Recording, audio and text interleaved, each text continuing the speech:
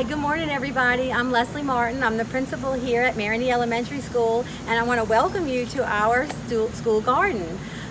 We are starting our first day back with our faculty and staff, and we're launching our School is Magical, and Learning is Magical. And so we're so happy that you could be with us here today. We have our Master Gardener group here who help take care of everything in our garden. We're just so grateful and fortunate to have them. So I hope today, as you learn more about our garden, you'll see all the great things that the Master Gardeners help us do here at Marigny that help make learning more engaging and meaningful for our students and make connections to all their other academic areas with what goes on here in the garden. So thanks so much. Enjoy. Alrighty, welcome Master Gardeners to St. Tammany Master Gardener project with Marigny Elementary School in Mandeville. We are so proud of our garden that we do with these elementary children. The school is pre-K through first grade, close to 500 students, and every student comes out to the garden in a normal year. This is going to be a little different this year. But what we're so proud of is that we have had grants from Whole Foods Corporation, the Newman Foundation, grants from Master Gardeners who have helped with our projects here. West St. Tammany Electric has sponsored Monarch Foundation Gardening, and also a weather station and growing of tomatoes. We have also had the Kiwanis has adopted us as a school garden and are always out here helping us to build. I'd like for everybody to see what we have done. I'm going to pass it off to Cammatte. Hi, good morning. I'm Cammatte, Master Gardener 2012, and also a vegetator. And I'm going to show you almost a foolproof way to do your seeds. You buy a rotisserie chicken, you wash the container, and you have a perfect hothouse. You have a perfect greenhouse. You start your seeds, and you wet your seedling mix, and then you put a paper towel underneath that before, and then all of a sudden you have new seeds. Okay, if I can get this open, and I'll show you what we have. There we go. Here's our seeds.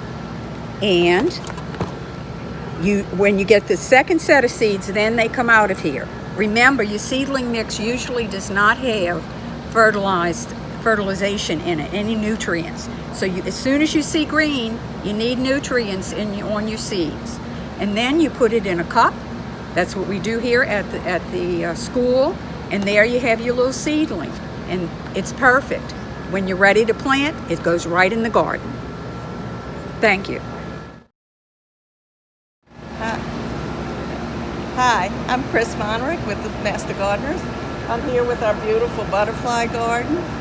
We try to plant very colorful plants that will provide nectar for pollinators like bees and hummingbirds.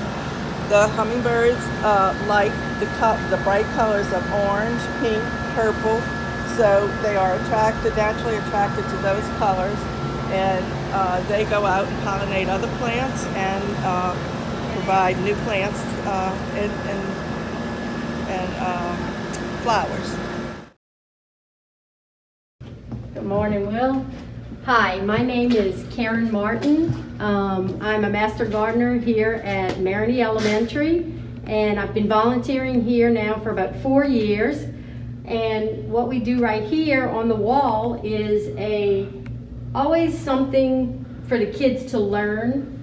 And this year our theme is Learning is Magical, which you heard our principal talk about. So we always try and do the bulletin board that it associates with the theme. And each year we do something with teaching the children about plants, how they grow. One year I did bees. One year we've done butterflies. So each year it's a different theme. So this year, since it's magical, we incorporated the rainbow and encouraged the children to eat the colors of the rainbow. Red fruits and vegetables, orange, yellow, green, purple. It also demonstrates what kids need in growing flowers, vegetables, fruits, and we give them a lesson. And as the kids walk up and down the hall, they will also interact with their teachers and learn all about gardening. Hi, I'm Sharon Hassinger, and I'm part of the Marigny Elementary School group of the Master Gardeners. And I'm going to tell you today about Louisiana natives. And Louisiana natives are very good to incorporate in your garden because they are already very acclimated to our hot, tropical southeast Louisiana. Also, they are more disease resistant and pest resistant, and they attract butterflies and other pollinators. And here are some that I will let you know about that we've had incorporated here. And this is a red maple. We have here what the children really love are these big leaves are called root beer plant, and we let them hold them and smell the smell of root beer. This is a Louisiana hibiscus. These are Louisiana asters. They're not in bloom right now, but they will be this fall.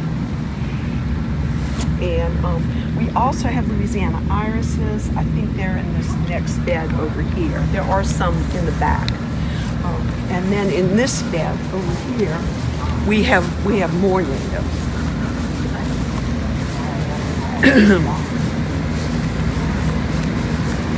We have this big one right here is bottle brush, and here you can see the Louisiana irises, and then over here, or is it better? It was better to see it on this side. It's beautyberry. Yeah, this would be on this side of the bed. This beautyberry,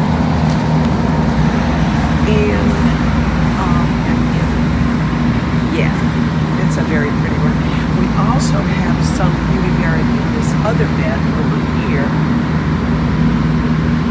And we have what's called some swamp sunflowers. These are the swamp sunflowers, which are natives. These are not, but these are natives. And when they're in full bloom in the fall, they have a big yellow flower. And that concludes my talk on native plants. Thank you. This is a fairly new project that we've done here at Marigny. This is the sensory garden. And this was a joint project of both Master Gardeners and the Kiwanians. The local Kiwanians helped fund this and really built the whole thing. And the idea is that a lot of kids learn through their senses.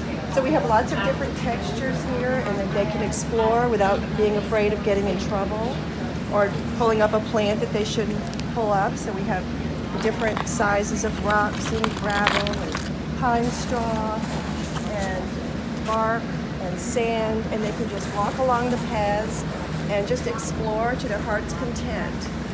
We have gliders here so that the counselors can come out and sit with the children, and it's especially considered to be a good thing for special needs children, but any children here can enjoy it. We engage the sense of sight with the butterflies flying all around the butterfly bushes.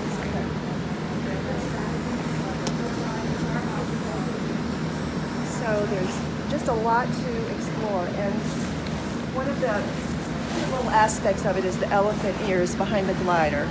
And the children are told they can tell their secrets to the elephant ears, and their secrets will be safe. Okay, I was asked to talk today about popping corn. This popping corn is what we have here. And if you notice, we've got them planted close. The reason for that is you want the pollen from the flowers up here to fall down on the silk, because that's what pollinates the corn, okay? You plant, so it has to be planted close enough that this will fall on the other ears of corn.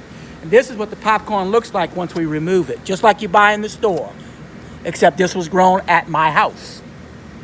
I'm getting ready to remove all these and take them home, and in a couple of days I'm going to shuck them all, because we use this popcorn for the children.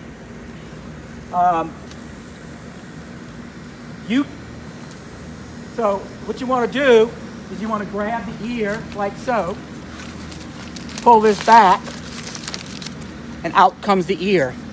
And then what I will do is I put gloves on and I just take it and rub them back and forth, and they all pop off. What falls on the floor, my dogs eat. We have 2 beds. Unfortunately, because of the hot, dry weather, they didn't produce as much as they normally produce. Also in here, we have sweet potatoes. The Beauregard sweet potatoes have been grown in this area for approximately 30, 40 years. These came from Lafayette. They're slips, and this is what a slip is. You just break it off, stick this in the water. After about 3 weeks, you got roots. Put it in a pot, let it root real well. Then we come out here and plant them in the beds. This and that other bed, we have 2 beds. Those 2 beds produced over 50 pounds last year. And the children ate them at one of the meals we prepared for them. All slips made from my house, all grown here. These are sweet potatoes, not yams. Yams is a publicity name. We don't need publicity. Sweet potatoes are good. Here we also have sugar cane. Again, New Orleans, Louisiana's crop. We plant them in the rings so they're easier to keep clean. Because one thing we have here is lots of weeds. Along the backside we have all the fruit trees. We've got plum trees, pear trees, lemon trees, persimmon trees. These are the big persimmons. You want to take a look at these. Really nice looking. Everything we have in here, when we pick, we try to see that the children get to taste it. Because many of our kids have never eaten most of the stuff we're growing. Japanese plum tree produces in this cool weather. So when you can eat your Japanese plums, they don't have any other fruit to eat. So they've always become, in New Orleans, a good crop because we can eat them when there's nothing else sweet that we can eat. 4 years ago, our Master Gardener group decided that we were tired of all summer maintenance of our wooden beds. Whether we used treated wood or regular wood, they still rotted. And we said, that's too much work.